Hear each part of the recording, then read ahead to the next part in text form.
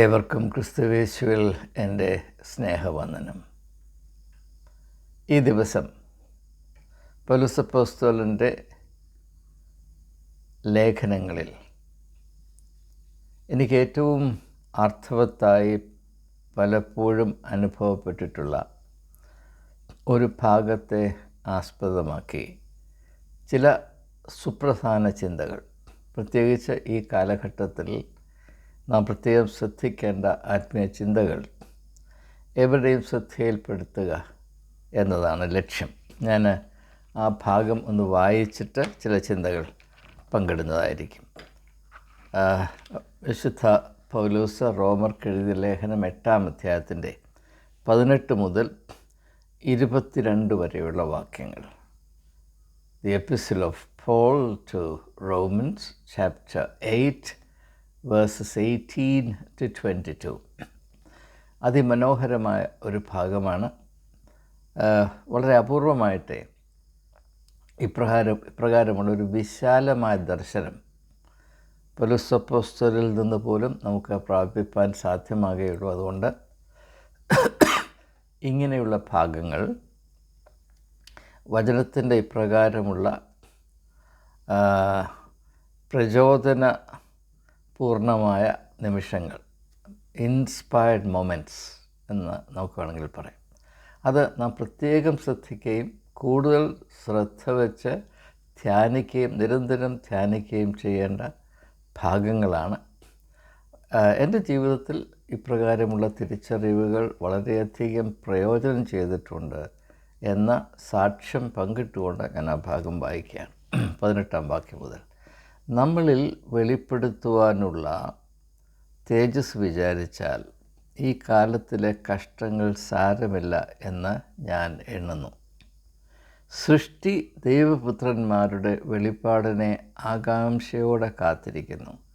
സൃഷ്ടി ദ്രവത്വത്തിൻ്റെ ദാസ്യത്തിൽ നിന്ന് വിടുതലും ദൈവമക്കളുടെ തേജസ്സാകുന്ന സ്വാതന്ത്ര്യവും പ്രാപിക്കും എന്നുള്ള ആശയോടെ മായയ്ക്ക് കീഴ്പ്പെട്ടിരിക്കുന്നു.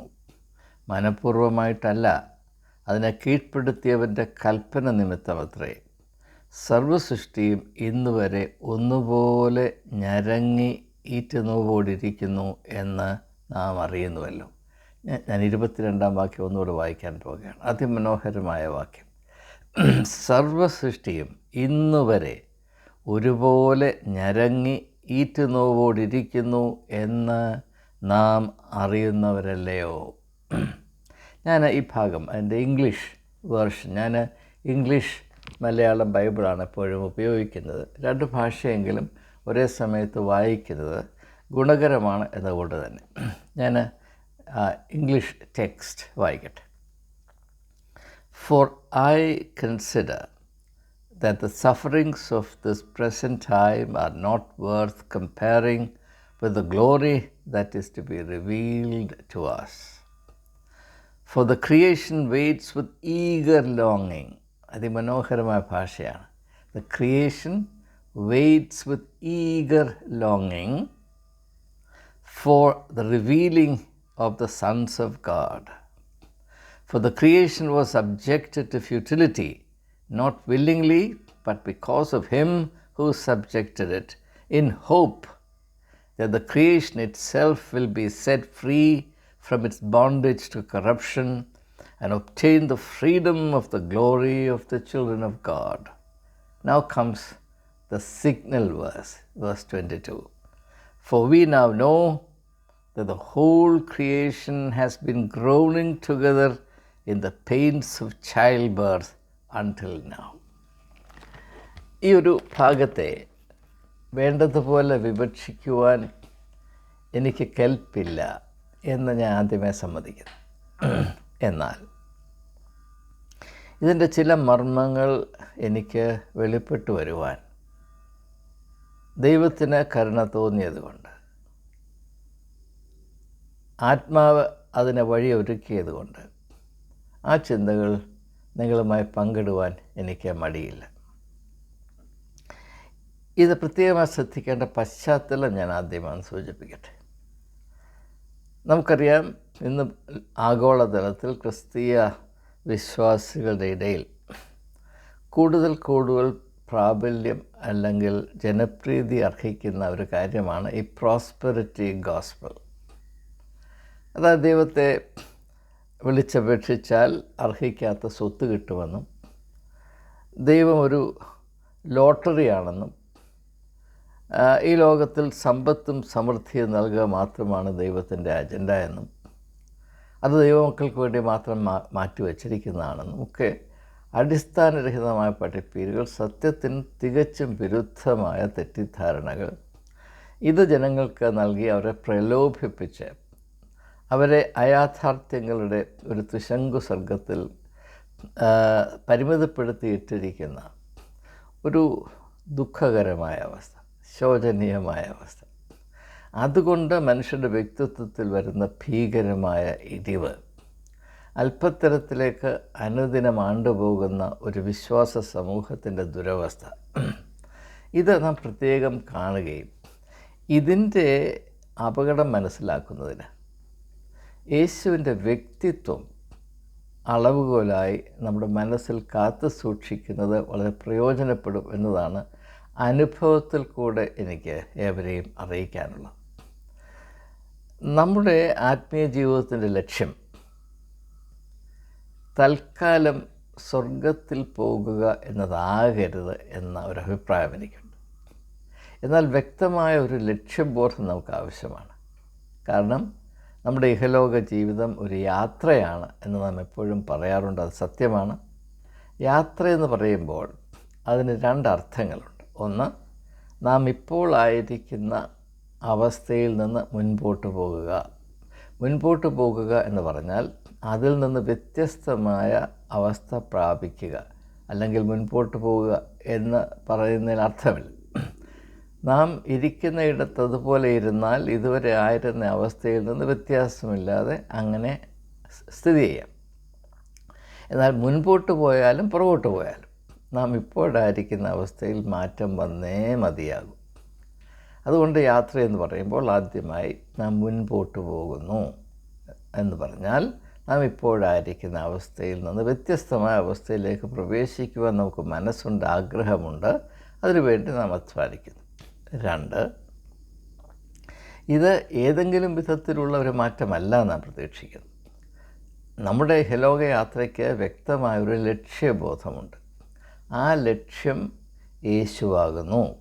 നാം യേശുവിലേക്ക് പ്രയാണം ചെയ്യുന്നവരാകുന്നു എന്ന് പറഞ്ഞാൽ നമ്മുടെ വ്യക്തിത്വവും യേശുവിൻ്റെ വ്യക്തിത്വവും തമ്മിലുള്ള ഇപ്പോഴത്തെ വലിയ അന്തരം, അത് നാം മുൻപോട്ട് പോകുന്നത് കൊണ്ട്, നാം മുൻപോട്ട് പോകുന്നത് യേശു എന്ന വഴിയിലൂടെ ആയതുകൊണ്ട്, ഞാൻ തന്നെ വഴിയും സത്യവും ജീവനുമാകുന്നു. അങ്ങനെ നാം മുൻപോട്ട് പോകുന്നത് യേശു എന്ന വഴിയിലൂടെ ആകുന്നത് കൊണ്ട് നമ്മുടെ വ്യക്തിത്വവും യേശുവിൻ്റെ വ്യക്തിത്വവും തമ്മിലുള്ള ഇപ്പോഴുള്ള വലിയ അന്തരം ക്രമേണ കുറഞ്ഞു വന്ന് നാം യേശുവെ പോലെ ആയിത്തീരുന്ന ആ ലക്ഷ്യത്തിലേക്കാണ് നാം പ്രയാണം ചെയ്യുന്നത്. അപ്പം അതുകൊണ്ട് ഈ ഒരു അനുഭവത്തിന് ഏറ്റവും വലിയ വിലങ്ങുതടിയായി നിൽക്കുന്നത് ഈ പ്രോസ്പെറിറ്റി ഗോസ്പലാണ്. കാരണം ദൈവികമായ ലക്ഷ്യങ്ങളെ തികച്ചും മൂടി വച്ചിട്ട് ഭൗതികമായ ലക്ഷ്യങ്ങളെ ആ സ്ഥാനത്ത് സ്ഥാപിക്കുന്ന വിഗ്രഹാരാധനയാണ് പ്രോസ്പെറിറ്റി ഗോസ്പൽ കൊണ്ട് മനുഷ്യർ നിർമ്മിച്ചു വച്ചിരിക്കുന്നത്. ഇത് പുറപ്പാട് പുസ്തകത്തിൽ അഹറോൻ ജനത്തിൻ്റെ സ്വർണം അവിടെ നിന്ന് വാങ്ങിച്ച് അവർക്ക് സ്വർണം കൊണ്ട് കാളക്കുട്ടിയെ ഉണ്ടാക്കി കൊടുക്കുന്നതിന് തുല്യമാണ്. ആ കാളക്കുട്ടി ഉണ്ടായിക്കഴിഞ്ഞാൽ പിന്നെ അവർ പറയുന്നത് മുഴുവനും അസത്യമാണ് എന്ന് ആ ഭാഗം വായിക്കുമ്പോൾ നമുക്കറിയാം. അപ്പം അതുകൊണ്ട് തന്നെ പ്രോസ്പെറിറ്റി ഗോസ്പൽ പ്രഖ്യാപിക്കുന്നതും നിലനിർത്തുന്നതും അസത്യത്തിൻ്റെ സഹായത്തോടു കൂടെ മാത്രമാണ്. അത് ജീവിത യാഥാർത്ഥ്യങ്ങളോട് ബന്ധമുള്ളതല്ല. അത് മനുഷ്യൻ്റെ മനുഷ്യത്വത്തിലേക്കുള്ള പ്രയാണത്തിൻ്റെ ഏറ്റവും വലിയ തടങ്ങാണ്, തടസ്സമാണ് എന്നുകൂടെ ഹ്രസ്വമായി സൂചിപ്പിച്ച് നമുക്ക് മുൻപോട്ട് പോകും. അപ്പോൾ ഇങ്ങനെയുള്ള വലിയ തെറ്റിദ്ധാരണകൾ മുറ്റി നിൽക്കുന്നൊരു കാലഘട്ടത്തിൽ പൗലോസ് അപ്പോസ്തലൻ നൽകുന്ന ഈ വളരെ വിശാലമായ ഒരാത്മീയമായ ദർശനം. ഒറ്റ നോട്ടത്തിൽ നമുക്കറിയാം ഈ ഭാഗത്ത് പ്രതിപാദിക്കുന്നത് കഷ്ടപ്പാടിനെ പറ്റിയാണ്. നമുക്ക് ഈ ലോകത്തിൽ കഷ്ടപ്പാടുണ്ട്. നമ്മിൽ വെളിപ്പെടുവാനുള്ള തേജസ് വിചാരിച്ചാൽ ഈ ലോകത്തിൻ്റെ കഷ്ടങ്ങൾ സാരമില്ല എന്ന് നാം എണ്ണുന്നു. അപ്പോൾ ഇവിടെ ആദ്യമായി നാം മനസ്സിലാക്കേണ്ടത്, ശ്രദ്ധിക്കേണ്ടത്,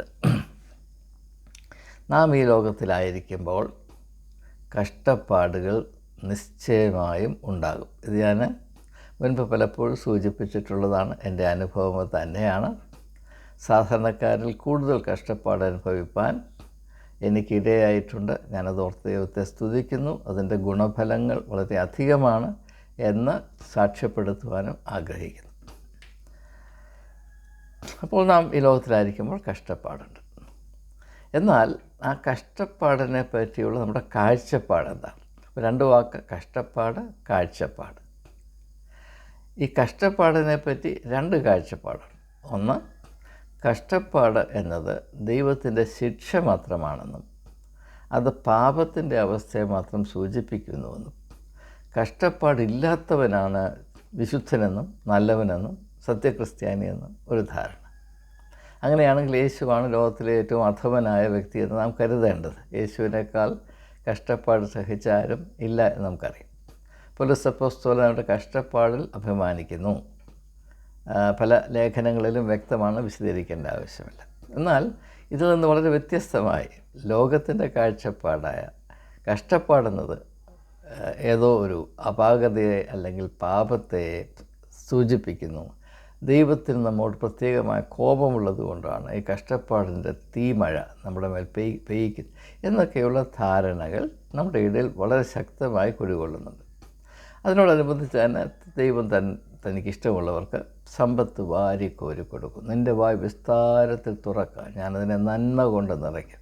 ഈ നന്മയെന്ന് പറഞ്ഞാൽ ഉടനെ നമ്മുടെ വിചാരം ഭൗതികമായ സമ്പത്താണ്. വേറെ ഒരു നന്മയും നമുക്ക് അറിഞ്ഞുകൂടാ. അതാണ് അതിനകത്തെ പ്രശ്നം. പോട്ടെ, അത് മറ്റൊരു വിഷയമാണ്. അതിലോട്ട് പോയാൽ നമ്മുടെ സമയം കൈവിട്ടു പോകും.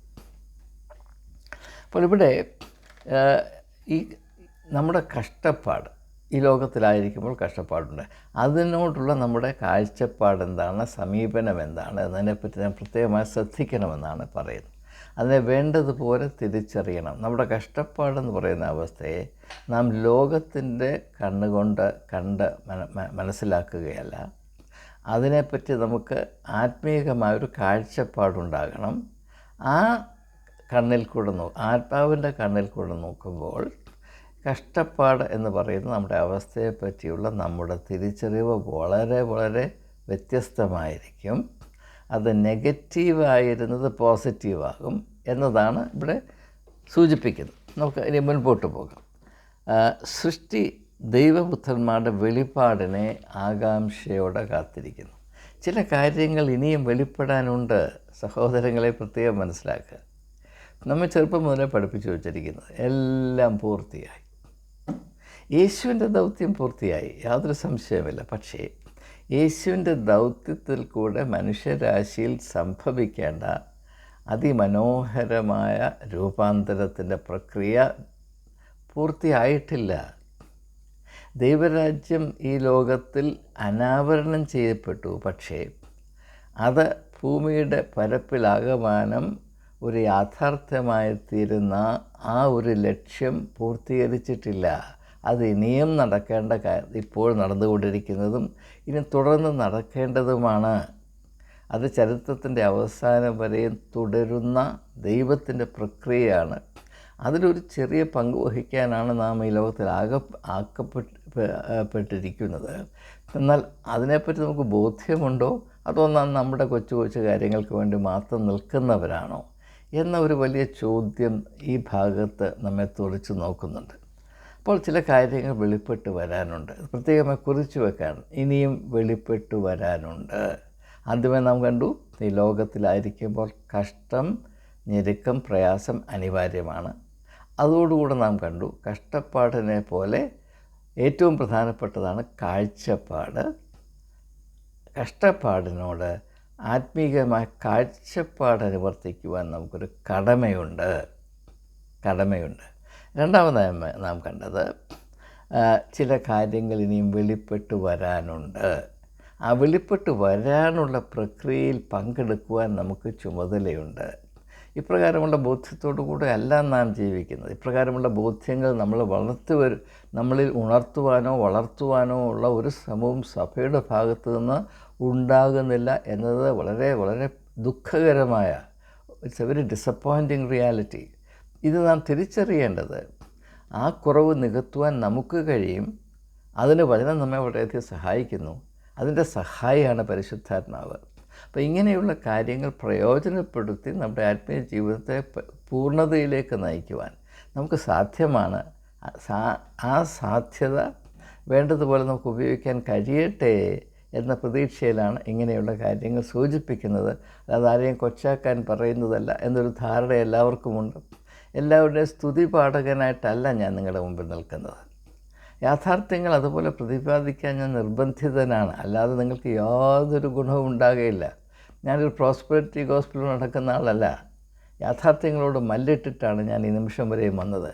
അങ്ങനെ മാത്രമേ എൻ്റെ വ്യക്തിത്വത്തിൽ വളർച്ച പ്രാപിച്ചിട്ടുള്ളൂ. അതുകൊണ്ട് ചില മിഥ്യകളുടെ ലോകത്തിൽ നമുക്ക് തങ്ങി നിൽക്കാമെന്ന് ആരെങ്കിലും വിചാരിക്കുന്നുവെങ്കിൽ അത് അവരവരോട് ചെയ്യുന്ന ഘോരമായ അപരാധമാണ് എന്ന് ദയവായി തിരിച്ചറിയുക. അതൊക്കെ മുൻപോട്ട് പോകാം.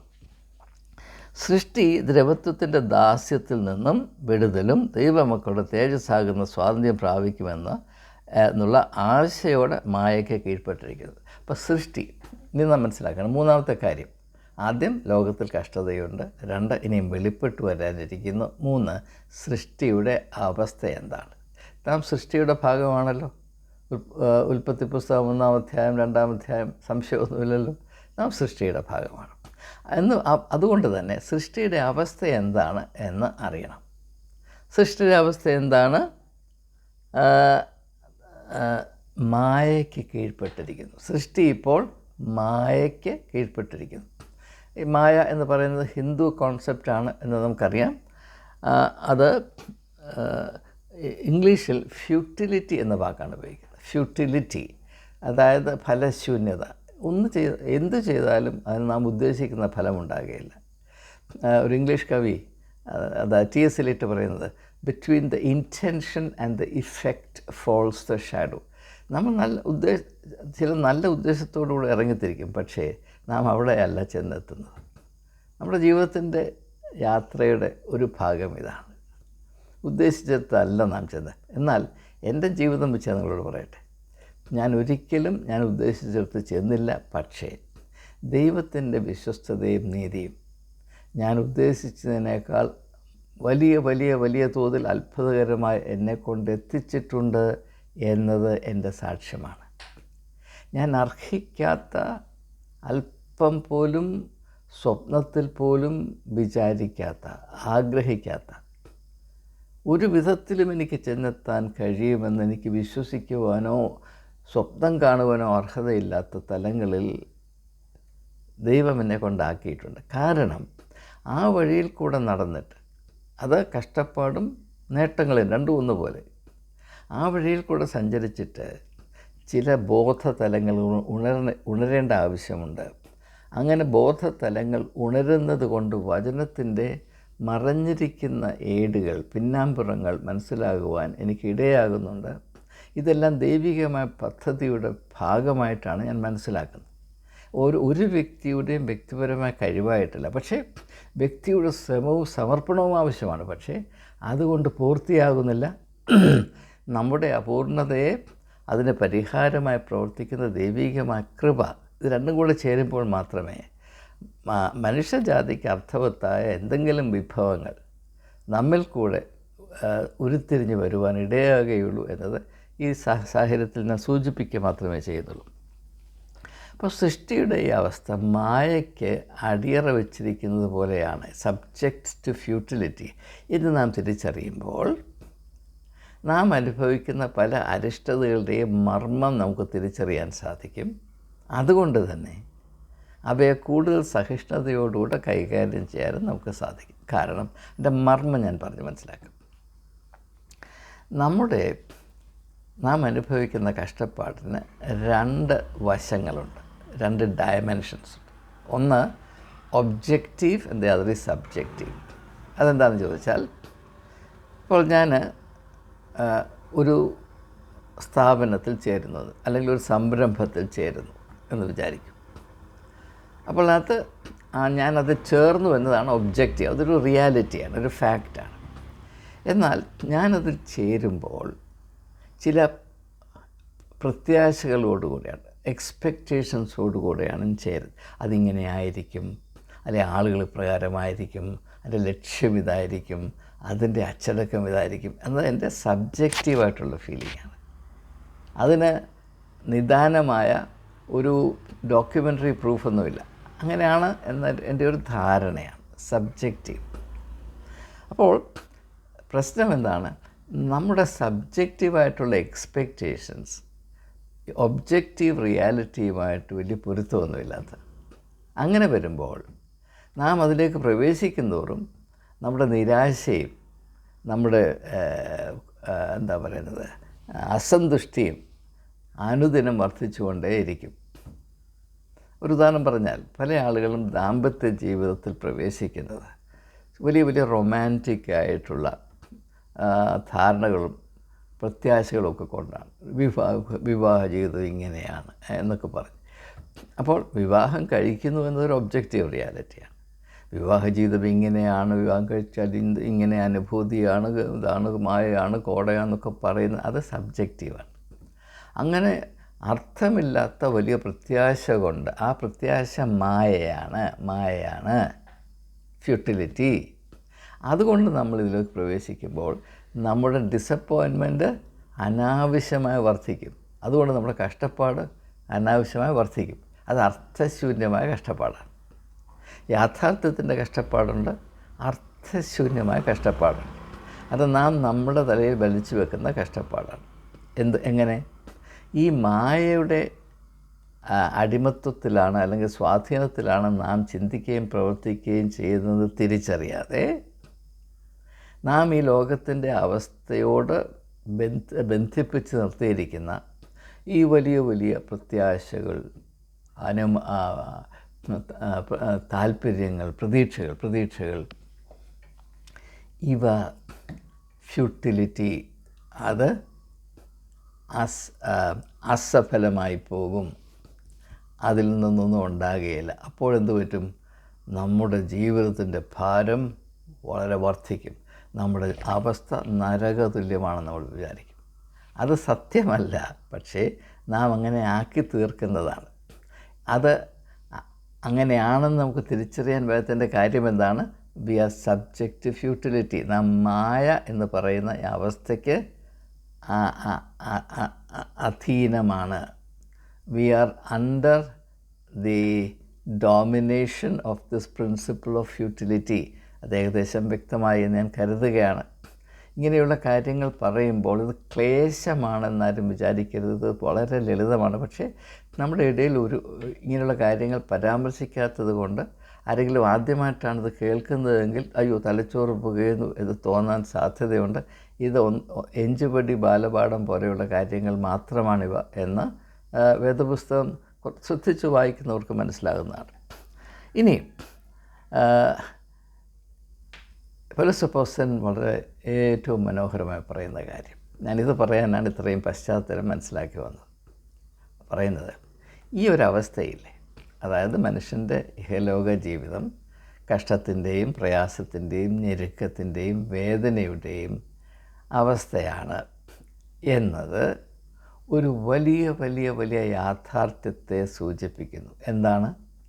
നമ്മുടെ വ്യക്തിപരമായ ഈ കഷ്ടപ്പാട്, ഈ സഹനം പ്രകൃതി എന്ന് പറഞ്ഞാൽ സൃഷ്ടി, ക്രിയേഷൻ, സൃഷ്ടിയുടെ, അത് പറയുമ്പോൾ ഈ ബ്രഹ്മാണ്ടം മുഴുവനും, കോസ്മോസ് മുഴുവനും അതിൽപ്പെടും. നാം ഉദ്ദേശിക്കുന്ന പ്രകൃതി മാത്രമല്ല, ദൈവം സൃഷ്ടിച്ചത് മുഴുവനും അതിൽപ്പെടും. ഇതെല്ലാം ഒന്നുപോലെ ഈ അരിഷ്ടത അനുഭവിക്കുന്നുണ്ട്. Creation as a whole is groaning. സൃഷ്ടി ആകമാനം ഈ ഈറ്റുനോവ് അനുഭവിക്കുന്നു. മനസ്സിലാക്കുക, ഈറ്റുനോവ് എന്ന വാക്കാണ് ഉപയോഗിക്കുന്നത്. ഈറ്റുനോവ് അനുഭവിക്കും. ഇനി നമുക്ക് കഷ്ടപ്പാടിനെ പറ്റി രണ്ട് വ്യത്യസ്തമായ കാഴ്ചപ്പാട് സാധ്യമാണ്. ഒന്ന്, കഷ്ടപ്പാട് വരുന്നത് മരണത്തെ സൂചിപ്പിക്കുന്നു. നമുക്കറിയാം, വാർദ്ധക്യം, പ്രായം വർദ്ധിക്കുന്തോറും ശാരീരികമായ പീഡകളും വർദ്ധിച്ചുകൊണ്ടേയിരിക്കും. അത് നമ്മെ സമീപിച്ചുകൊണ്ടിരിക്കുന്ന മരണത്തെ ഓർമ്മപ്പെടുത്തുന്നു. The increase in our physical suffering serves as a reminder of the ever-approaching reality of death.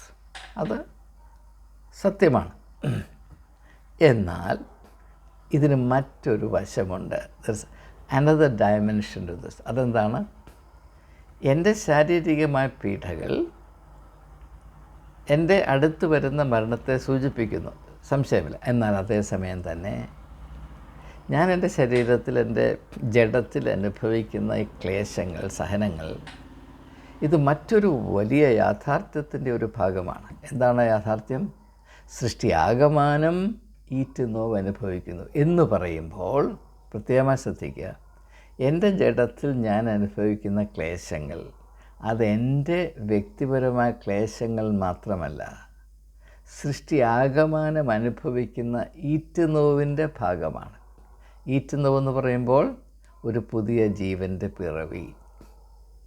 മരണതുല്യമായ വേദന എന്ന് പറയുമ്പോൾ പിറന്നു വീണ ഒരു ജീവൻ്റെ അവസാനം. രണ്ട് ഘടകവിരുദ്ധമായ കാഴ്ചപ്പാടുകളാണ്. അത്ഭുതമാണ്, അതിമനോഹരമാണ്. വേണ്ടതുപോലെ ധ്യാനിച്ചാൽ നാം ആനന്ദം കൊണ്ട് തുള്ളിച്ചാടിപ്പോകും. അത്ര മനോഹരമാണ് ഈ യാഥാർത്ഥ്യം, ഈ അറിവ്.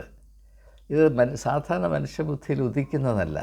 അതുകൊണ്ട് ഇങ്ങനെയുള്ള കാര്യങ്ങളെപ്പറ്റി അറിയുവാനുള്ള വലിയ ദാഹം നമ്മളിൽ ഉണ്ടാകണം.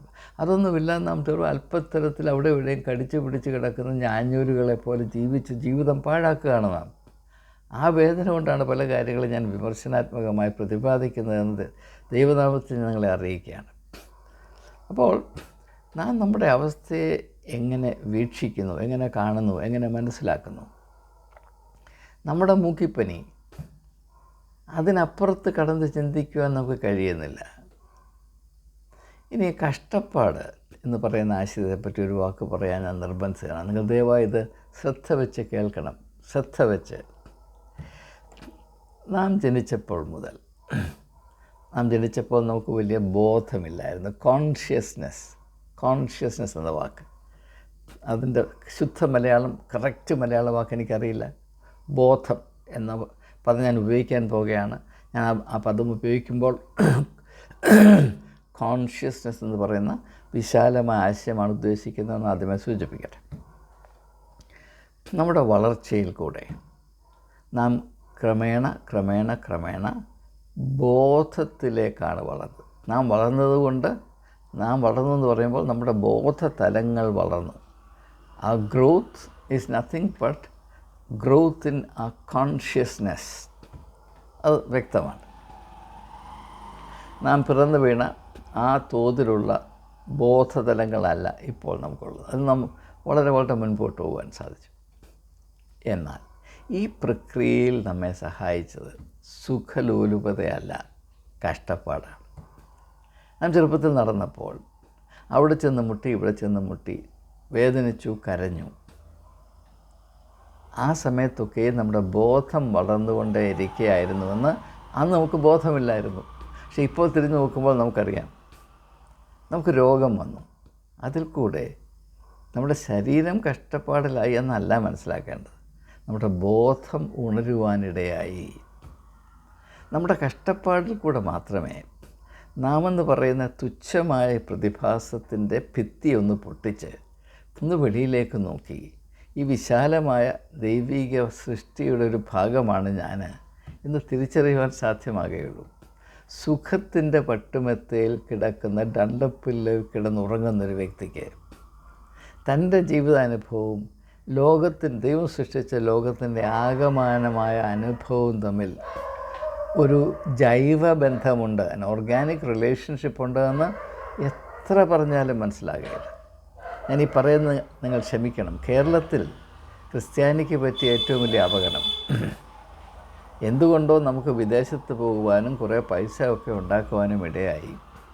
അതുകൊണ്ട് കൂടുതൽ കൺസ്യൂമറിസത്തിലേക്ക് പോയി. സുഖലോലുപതയാണ് ഒരു വ്യക്തിയുടെ ആകെപ്പാടെയുള്ള അഭിമാനമെന്ന്, ഐഡൻറ്റിറ്റി എന്ന് നാം മനസ്സിലാക്കി തെറ്റിദ്ധരിച്ചു. തൽഫലമായി എന്ത് സംഭവിച്ചു? നാം ചുരുങ്ങി നമുക്ക് ബോധമില്ലാതായിപ്പോയി. യേശു പറഞ്ഞു, അങ്ങനെ ബോധമില്ലാത്ത മനുഷ്യൻ പന്നിക്ക് തുല്യനാണ്. അതുകൊണ്ടാണ് നിങ്ങളുടെ മുത്തുകളെ പന്നിയുടെ മുമ്പിൽ എറിഞ്ഞു കൊടുക്കരുത്. കാരണം ഈ നിങ്ങൾ എറിയുന്നത് മുത്താണെന്ന് തിരിച്ചറിയാനുള്ള ബോധം ആ പന്നിക്കിതില്ല ഇല്ല. ആ പന്നിയോട് പഴി പറഞ്ഞിട്ട് കാര്യമില്ല. ആ പന്നിയുടെ ബോധം വളർന്നിട്ടില്ല, ഉണർന്നിട്ടില്ല എന്നതാണ് യാഥാർത്ഥ്യം. അതിന് തക്കതായ അനുഭവമൊന്നുമില്ല. അത് ആകെപ്പാട് ജനിച്ചപ്പോൾ തൊട്ട് അവിടെ ഇവിടെയും കിടക്കുന്ന ചീഞ്ഞളിഞ്ഞ കാര്യം അന്വേഷിച്ച് നടക്കുന്നു. അതിനെപ്പറ്റിയുള്ള ബോധം മാത്രമേ ഉള്ളൂ.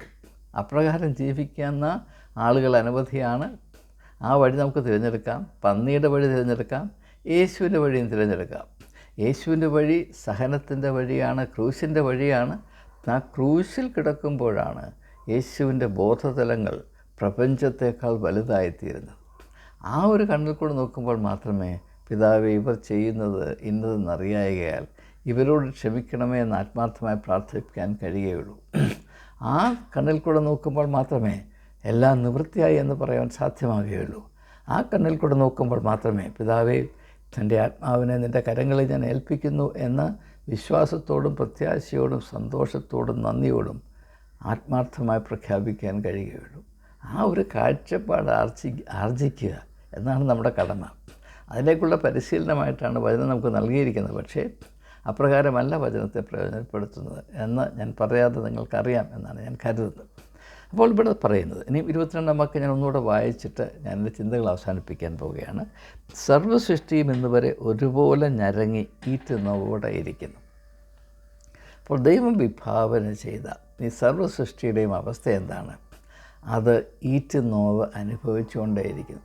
എന്ന് പറഞ്ഞാൽ ഇതിൽ നിന്ന് വ്യത്യസ്തമായ മറ്റൊരു വ്യവസ്ഥിതിയിലേക്ക് ഇത് വളരുവാൻ, അല്ലെങ്കിൽ ഈ ഇപ്പോഴുള്ള സൃഷ്ടിയുടെ ഈറ്റുനോവിൽ കൂടെ മറ്റൊരു സൃഷ്ടിയെ പ്രസവിക്കുവാൻ, അത് യാഥാർത്ഥ്യമായി തീരുവാൻ ഒരു വലിയ വെമ്പൽ ഇതാ തുടർന്നുകൊണ്ടേയിരിക്കുന്നു. നാം എല്ലാവരും ആ ഈറ്റുനോവിൻ്റെ ഭാഗമാണ്. ആ ഈറ്റുനോവ് അനുഭവിക്കുന്നവൻ മാത്രമേ യഥാർത്ഥത്തിൽ ദൈവത്തിലേക്ക് തിരികെയുള്ളൂ. ഇതാണ് അതിൻ്റെ സത്യം. എന്നാൽ നാം നമ്മെ ധരിപ്പിച്ചു വച്ചിരിക്കുന്നത് യാതൊരു പ്രയാസവുമില്ലാതെ ജീവിക്കണമെങ്കിൽ, ജീവിത യാഥാർത്ഥ്യങ്ങൾ അറിയാൻ ആവശ്യമില്ലാതെ ജീവിക്കണമെങ്കിൽ യേശുവിലായി ഞാൻ പുതിയ സൃഷ്ടിയായി. അന്ന് തൊട്ട് എനിക്ക് സുഖം, സന്തോഷം, ഒരു മൂക്കിപ്പനി പോലും വരുന്നില്ല എന്നതാണ് നമ്മുടെ സാക്ഷ്യമെങ്കിൽ അയ്യോ നമുക്ക് കഷ്ടം. നാം യേശുവിൽ ആയതിൽ കൂടെ നാം പുതിയ സൃഷ്ടിയായത് പറഞ്ഞ അർത്ഥം എന്താണ്? പഴയതിനോട് മരിച്ചു എന്നല്ല എൻ്റെ അർത്ഥം. ആ മരിക്കുക എന്ന പ്രക്രിയയിൽ അടങ്ങിയിരിക്കുന്നത് എന്തൊക്കെയാണെന്നാണ് നാം ധരിച്ചിരിക്കുന്നത്. ഒരു ഉടുപ്പ് മാറുന്ന പോലാണെന്ന് വിചാരിച്ച്, അല്ല ഒന്ന് കുളിക്കുന്നത് പോലാണെന്ന് വിചാരിച്ച്. എന്താണ് നമ്മുടെ ധാരണ? പഴയതിനോട് മരിക്കാതെ പുതിയതിലേക്ക് പ്രവേശിക്കാൻ കഴിയുകയില്ല എന്ന് സാമാന്യ ബുദ്ധിയുള്ളവർക്ക് തിരിച്ചറിയേണ്ടതല്ലേ? ആ മരിക്കുക എന്ന പ്രക്രിയ, ആ ആശയം, അതുകൊണ്ട് നാം മനസ്സിലാക്കേണ്ടത് പ്രകൃതി ആകമാനം അനുഭവിക്കുന്ന ഈ പുതിയ ഒരു ആകാശം, പുതിയ ഭൂമിയുടെ പിറവിക്ക് വേണ്ടി ദൈവം സൃഷ്ടിച്ച ഇപ്പോഴത്തെ ഈ സൃഷ്ടി ആകമാനം അനുഭവിക്കുന്ന ഈറ്റുനോവിൻ്റെ ഒരു ഭാഗം അല്ല, ഈറ്റുനോവിൻ്റെ വ്യക്തിപരമായ ആവിഷ്കാരമാണ് ഞാൻ. ആ ഈറ്റുനോവ് ഞാൻ എൻ്റെ വ്യക്തിത്വത്തിൽ അനുഭവിച്ചെങ്കിൽ മാത്രമേ ആത്മീയ വ്യക്തിത്വം പ്രാപിപ്പാൻ എനിക്ക് കഴിയുകയുള്ളൂ. അതുകൊണ്ട് എനിക്ക് എന്തെങ്കിലും കഷ്ടം വരുമ്പോൾ, പ്രയാസം വരുമ്പോൾ, നഷ്ടം വരുമ്പോൾ, പ്രതികൂലം വരുമ്പോൾ അതൊക്കെയും ഒരു ഈറ്റുനോവിൻ്റെ അംശമാണ്.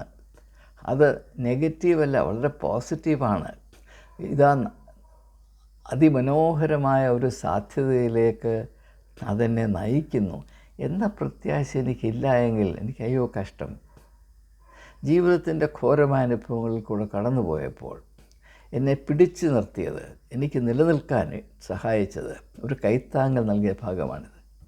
ഞാൻ അനുഭവിക്കുന്ന കഷ്ടതയും പ്രയാസവും അരിഷ്ടതയും മരണതുല്യമായ കഷ്ടപ്പാടുകളും ഒരു ഈറ്റുനോവിൻ്റെ ഭാഗമാണ്. ബൃഹത്തായ എ കോസ്മിക് ലേബർ പെയിൻ, ഒരു സ്ത്രീയുടെ ലേബർ പെയിൻ പോലെ ഈ പ്രകൃതി, ഈ സൃഷ്ടിയാകമാനം ഒരു സ്ത്രീയാണ്. ആ സ്ത്രീക്ക് ഈറ്റുനോവ്, ആ സ്ത്രീയുടെ ഭാഗമാണ് ഞാൻ. അതുകൊണ്ട് ആ വേദന എന്നിലും ആവർത്തിക്കപ്പെടണം കാരണം ഞാനതിൻ്റെ അഭേദ്യമായ ബന്ധമാണ്. ഇനിയും ഒരു കാര്യം കൂടെ സൂചിപ്പിക്കേണ്ട അത്യാവശ്യമായതുകൊണ്ട് നിങ്ങൾ ശ്രദ്ധിക്കുക. എൻ്റെ ബോധം, മൈ കോൺഷ്യസ്നെസ്, അത് തീരെ വളർച്ച പ്രാപിച്ചില്ല എങ്കിൽ എൻ്റെ തൊലിക്കപ്പുറത്തുള്ള ഒന്നിനോടും എനിക്ക് ബന്ധമില്ല, ചുമതലയില്ല എന്ന ഒരു മായ, ഒരു തെറ്റിദ്ധാരണ എന്നെ ഭരിക്കും. എന്നാൽ എൻ്റെ ബോധതലങ്ങൾ വികസിക്കുന്നതോടുകൂടി, as my consciousness grows and expands, സൃഷ്ടിയുടെ ഓരോ ഭാഗവും കൂടുതൽ കൂടുതൽ കൂടുതൽ കൂടുതൽ എൻ്റെ ബോധതലത്തിനുള്ളിലായിത്തീരും. And my consciousness becomes equal to the consciousness of the cosmos. അതാണ് മനുഷ്യ വളർച്ചയുടെ യഥാർത്ഥ ലക്ഷ്യം. What is the real process of the growth of a Christian, the spiritual growth of a Christian? It is this, that his consciousness continually grows towards becoming one with the consciousness of the creation, which groans in childbirth for the birth of a new order. പുതിയ ആകാശം, പുതിയ ഭൂമി. ആ ഒരു ദർശനമുണ്ടെങ്കിൽ നമുക്ക് ഈ ലോകത്തിൽ അനുഭവിക്കേണ്ടി വരുന്ന, എല്ലാവരെ പോലെ അനുഭവിക്കേണ്ടി വരുന്ന ജഡത്തിലെ ക്ലേശം, കഷ്ടം, പ്രയാസം, അരിഷ്ടത, സഹനം, അതിനോട് സകാരാത്മകമായ ഒരു ബന്ധം പുലർത്തുവാനും അത് പിറുപിറുപ്പിൻ്റെ അനുഭവത്തിലേക്ക് നാം വീണു പോകാതെ നമ്മെ തന്നെ കാത്തു സൂക്ഷിപ്പാനും നമുക്ക് ഇടയായിത്തീരും. അങ്ങനെയുള്ളൊരു ദർശനം ഒരു പക്ഷേ ഇയ്യോബിനുണ്ടായിരുന്നത് കൊണ്ടാണ് അവന് തീച്ചൂളയിൽ കൂടെ കടക്കേണ്ടി വന്നിട്ടും അവൻ്റെ വിശ്വാസം പതറിപ്പോകാഞ്ഞത് എന്ന് ഞാൻ മനസ്സിലാക്കുന്നു. ആ ദർശനം അതിൻ്റെ പൂർണ്ണതയിലെത്തിയത് യേശുവിലാണ് എന്നും ഞാൻ വിശ്വസിക്കുന്നു.